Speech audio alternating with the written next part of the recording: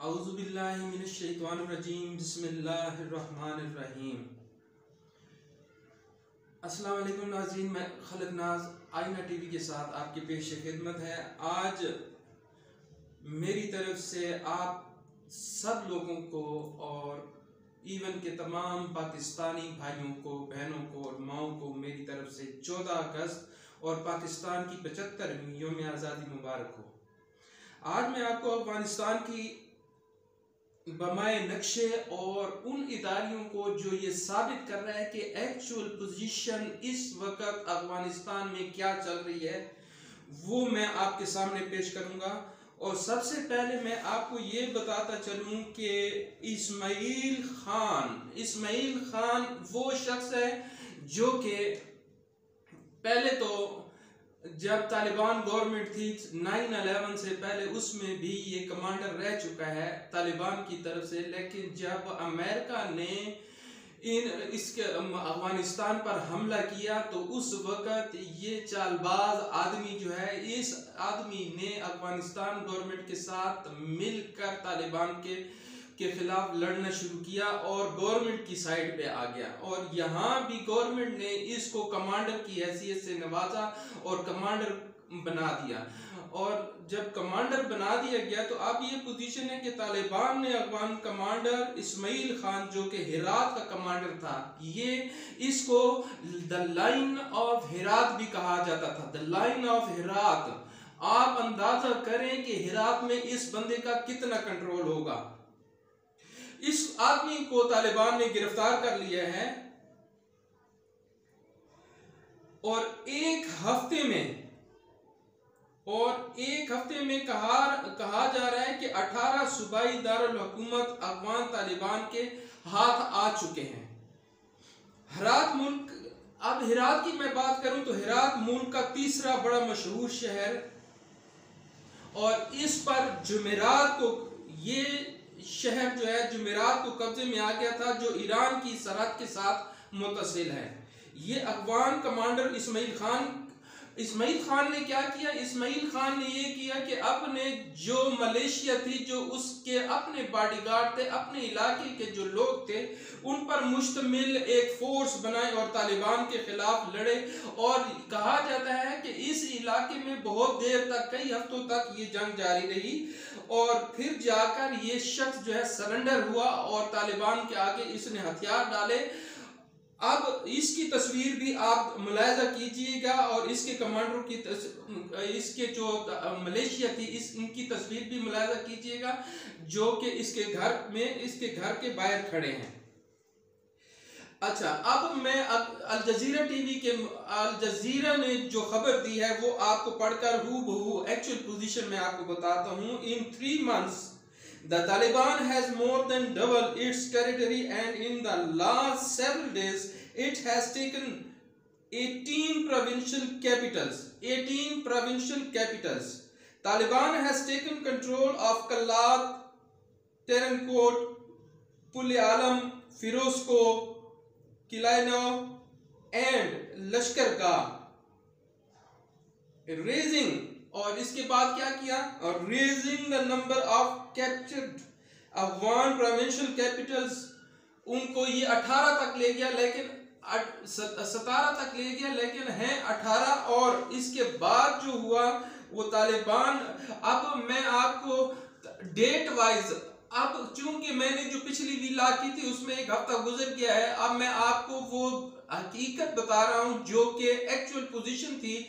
और इसको तमाम अल जजीरा, BBC, जो कि बहुत सी बातें छुपाती भी है, अल जजीरा भी छुपाता रहा है, और लेकिन अब उनके छुपाने से तमाम बातें खराब हो गई हैं। अब तमाम राज क्योंकि आश्कार हो गए, अब उन्होंने एक्चुअल पोजीशनें देना शुरू कर दी हैं। अब मैं तारीख वाइज आपको बता रहा हूं, डेट वाइज आपको बताने जा रहा हूं कि क्या क्या हुआ।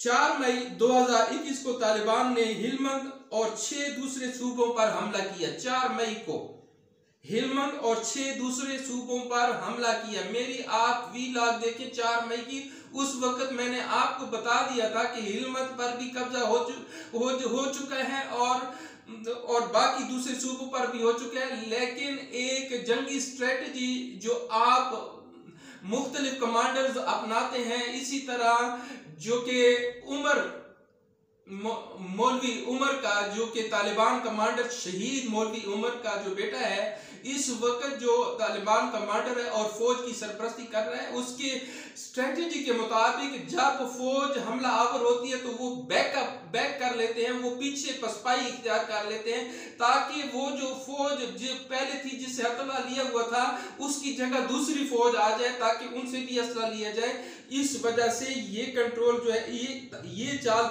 चलती जा रही थी। और 4 मई को जो तालिबान ने हिलमंद और 6 दूसरों सूबों पर हमला किया। इसके बाद 11 मई को तालिबान ने नीरख, जो कि काबुल के नजदीक वाक़या, नीरख जो काबुल के साथ वाक़या मुतसिल जिला है, उस पर कब्जा कर लिया। नीरख जो है वो उस जोग्राफियाई लिहाज से बहुत अहमियत का हामिल था, और उससे जो थ्रेट अफगान गवर्नमेंट को था, वो जो है वो थ्रेट को कायम रखने के लिए नीरख पर कब्जा जरूरी था, जिस पर तालिबान ने कब्जा किया। 7 जून को 150 अफगान फौजियों को जहन्नम वासिल किया, और सीनियर हुकूमती अहदेदार के मुताबिक 34 में से 26 अजला में, यानी दारुल खिलाफा में लड़ाई शुरू है। अफगान तालिबान ने 370 अजला में से, उस वक्त ये मैं बता रहा हूँ 7 जून की पोजीशन, 370 अजला 22 जून को, अब मैं 22 जून की बता रहा हूँ, 22 जून को अफगान तालिबान ने 370 अजला में से 50 अजला पर कब्जा कर लिया था। 2 जुलाई को अमेरिका ने बागराम एयरबेस छोड़ दिया।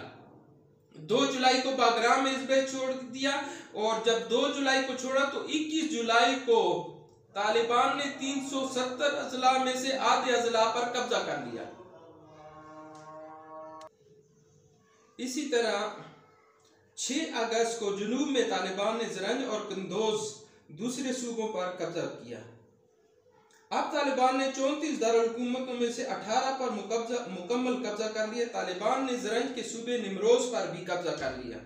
अब अमेरिका के अपने इदारे के मुताबिक 19 सूबे और 370 अजला में से 70 तालिबान के कब्जे में, और कहा जाता है कि जिस तेजी से तालिबान कब्जा कर रहे हैं तो ये पूरे अफगानिस्तान पर 90 दिन में कब्जा हो जाएगा। 90 दिन में कब्जा मुकम्मल हो जाएगा।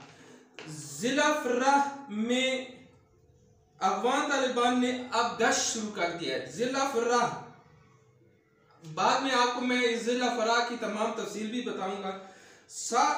इसके बाद 7 अगस्त तालिबान ने शुमाली इलाके के सूबे जौजान और उसके दारुल हुकूमत शिबरगान पर कब्जा कर लिया। अफगान तालिबान ने दारुल हुकूमत सरी पुल पर कब्जा कर लिया। ये पहले 3 सूबाई सूबाई दारुल हुकूमत थे। इससे पहले जो मैंने जिक्र किया, ये 3 सूबाई दारुल हुकूमत बनते हैं। इन पर पहले जो है ये तालिबान ने कब्जा किया। 8 अगस्त को ही 2,70,000 आबादी के सूबे कंदोज पर, जो शुमाली शहर है, पर तालिबान ने मुकम्मल तौर पर कंट्रोल किया, और इसके साथ तालकान जो कि ताकार सूबे का सूबा है, इस पर तालिबान ने शाम के वक्त कब्जा किया। 9 अगस्त ऐबक, कुतुबुद्दीन ऐबक, ये ऐबक का इलाका था। ऐबक जो समनगाह का दारुल हुकूमत है, इस पर भी 9 अगस्त को कब्जा किया गया। 10 अगस्त पर फर्रा, अब मैंने जो बात की थी फर्रा की, अब मैं ये बता रहा हूँ कि 10 अगस्त पर फर्रा मगरबी सूबे का दारुल हुकूमत, और यही इस सूबे का दारुल हुकूमत भी है फर्रा। इस पर तालिबान ने कब्जा किया, और इसी दिन पुल खुमारी जो कि बलगान का दारुल हुकूमत है, उस पर भी तालिबान ने कब्जा कर लिया। 11 अगस्त को फैजाबाद जो शुमाली सूबा बदख्शां का दारुल हुकूमत है, उस पर भी तालिबान ने कब्जा कर लिया। 12 अगस्त को गजनी जो कि जनूबी दारुल हुकूमत है, इस पर तालिबान ने मुकम्मल कब्जा किया। हुकूमती ओहदेदार के मुताबिक जितने भी हुकूमती ओहदेदार, जितने भी हुकूमती एहलकार वहां पर मौजूद थे, वो वहां से फरार होकर काबुल चले गए। इसके अलावा अफगानिस्तान के मगरब में वाक़ हेरात 2 हफ्तों की लड़ाई के बाद, हेरात के बारे में मैंने कहा था इस्माइल खान का इलाका है, वहां पर इस्माइल खान ने अपने मलेशिया के साथ मिलकर बहुत टफ टाइम दिया था अफगान तालिबान को, और उसके बाद जो है ये लड़ाई 2 हफ्तों तक जारी रही। और कंधार जो कि जनूबी अफगानिस्तान का दारुल हुकूमत है, अफगान तालिबान ने उस पर भी कब्जा कर लिया। किला 9 जो कि मगरबी बदगीस सूबे का दारुल हुकूमत है, फिरोजकोह शुमाली शहर है जो गोहर सूबे का शहर है, इस पर भी तालिबान ने कब्जा कर लिया है। अब बात ये होगी कि 13 अगस्त को तालिबान ने पुल आलम जो कि लोगर का दारुल हुकूमत है, और यहाँ पर तालिबान ने गवर्नर और खुफिया एजेंसीज के हेडक्वार्टर्स पर कब्जा कर लिया। यहाँ पर जित तालिबान की जो खुफिया एजेंसीज थी, ये यहाँ पर इनका हेडक्वार्टर था, इस पर भी तालिबान ने अब कब्जा कर लिया है।